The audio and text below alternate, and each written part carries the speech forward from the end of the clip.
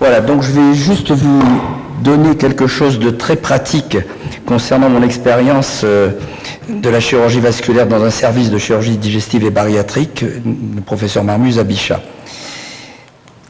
Alors, je vais faire quelques rappels diagnostiques et sémiologiques, ensuite on verra les implications cliniques après perte de poids, quelques situations cliniques et des indications thérapeutiques, et enfin les nouveautés et un petit peu de bibliographie. Alors, au point de vue diagnostic et sémiologie, je voudrais juste rappeler qu'il y a plusieurs formes de prise de poids, surtout localisées au niveau des jambes, et en rappeler quelques tableaux cliniques caractéristiques. Alors tout d'abord le lymphœdème, on en a parlé tout à l'heure, mais c'est un œdème qui est mou, global, prenant le pied, le plus souvent unilatéral. Il faut bien sûr faire une exploration lymphatique, scintigraphie isotopique, et enfin il y a un signe qui est pathognomonique, c'est le signe de Stener qu'on voit en bas, c'est-à-dire qu'un pli cutané peut être soulevé au niveau du deuxième orteil. On verra ensuite que ça change dans d'autres pathologies. Donc ça, c'est le lymphœdème. Le deuxième tableau clinique, qu'on connaît peut-être un peu moins, c'est le lipœdème, le lipodéma. Alors ça a été mis un petit peu à la mode, là j'ai mis un peu une image, excusez-moi,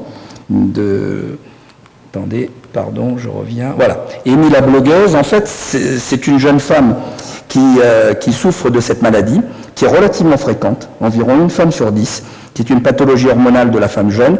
Et cette jeune femme était dessinatrice de mode, très connue, avec beaucoup de copies sur son site, etc. Et elle a fait plusieurs émissions de télé, etc. Donc elle est devenue très à la mode. Et on a un peu connu cette maladie grâce à elle. Voici en fait un aspect de l'hypodéma. C'est une pathologie de la femme jeune qui démarre juste après la puberté. Elle touche les hanches, les cuisses, qui sont le siège de dépôt de graisse, très serré, les adipocytes très serrés les uns contre les autres. Et ces femmes ont un tronc qui reste tout à fait svelte, une belle poitrine. Vous avez vu que la jeune femme était très jolie. Et le signe de Stener, cette fois-ci, est négatif, c'est-à-dire que le pied est normal, il n'y a pas d'infiltration de la peau. Et il y a aussi des varicosités, c'est-à-dire qu'il y a une atteinte veineuse concomitante. Contrairement au lymphœdème, le lipœdème est toujours symétrique et il est sensible à la pression et au toucher. Le troisième tableau clinique qu'on voit dans les consultations de ce type de service, c'est ce qui nous intéresse aujourd'hui, c'est l'obésité morbide classique qui se caractérise bien sûr par une prise de poids globale, harmonieuse, avec une IMC 30, c'est la définition de l'obésité morbide, c'est l'indice de masse corporelle, un pied normal et une peau relativement souple. Alors, quelles sont les conséquences au point de vue de l'état veineux et des varices quand on y a une perte de poids massive rapide? Un cas physiologique particulier que nous connaissons tous, c'est la grossesse. En effet, juste après l'accouchement, la femme peut perdre des fois jusqu'à 10 kg ou 12 kg d'un seul coup. Et là, on en voit les conséquences qui sont atténuées parce qu'il n'y a plus d'imprégnation hormonale, donc les tissus retrouvent une trophicité tout à fait différente. On voit ça aussi au niveau des varices quand on fait un régime hypocalorique très sévère. Enfin, on voit aussi ça, ce qui va nous intéresser aujourd'hui, c'est les varices après chirurgie bariatrique. Alors, qu'est-ce qui se passe?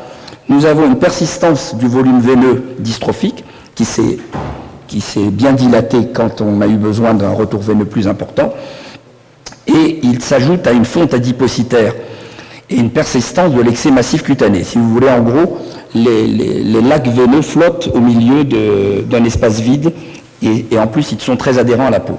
Il y a également des déséquilibres vitamino-nutritionnels orthostatiques, une modification du drainage veineux et lymphatique, enfin une aggravation de la stase, du risque thrombotique. Donc il est difficile d'adapter une compression et ça pose aussi des problèmes au niveau de la chirurgie plastique de réduction puisqu'il peut y avoir des adhérences cutanées importantes. Alors, le premier cas clinique, c'est l'obésité morbide avec complications veineuses évolutives graves ou antécédents majeurs. C'est la première indication. Quand est-ce qu'on est amené à travailler, à opérer et à traiter ces femmes à ce moment-là, ou ces hommes? C'est quand il y a des ulcères évolutifs résistants, des thromboses veineuses ou d'embolies pulmonaires, diabète, enfin tard, et enfin, dans ces cas-là, le traitement veineux doit toujours précéder la chirurgie bariatrique, puisqu'on est en présence de complications graves qu'il faut traiter en priorité. Le traitement dans ces cas-là se doit d'être précoce et non invasif.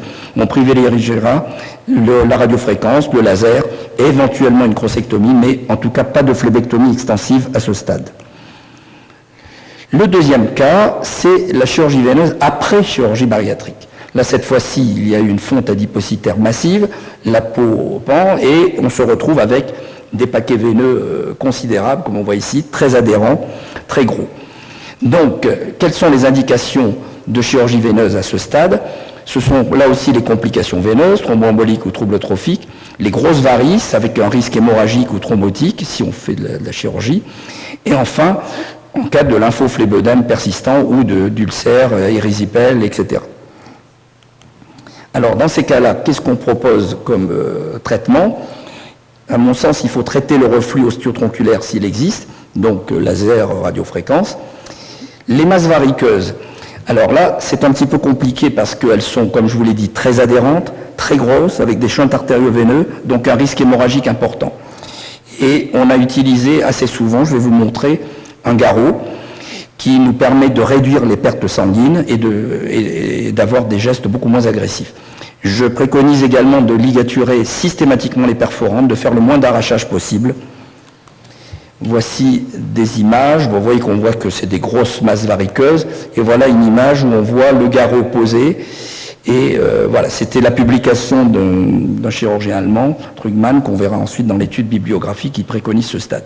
Je préconise aussi de travailler en plusieurs temps opératoires, postérieurs, antérieurs, pour réduire les pertes sanguines et les gros délabrements, les gros décollements. Le troisième cas, c'est le traitement après chirurgie plastique. En effet, qu'est-ce qui se passe quand on a pu opérer les patients, les faire maigrir et proposer aux chirurgiens plastiques de pouvoir opérer en toute sécurité, parce qu'en fait, les plasticiens nous disent débarrasse-moi de tous ces gros paquets variqueux, moi j'ai peur de faire une cruroplastie et d'avoir une hémorragie.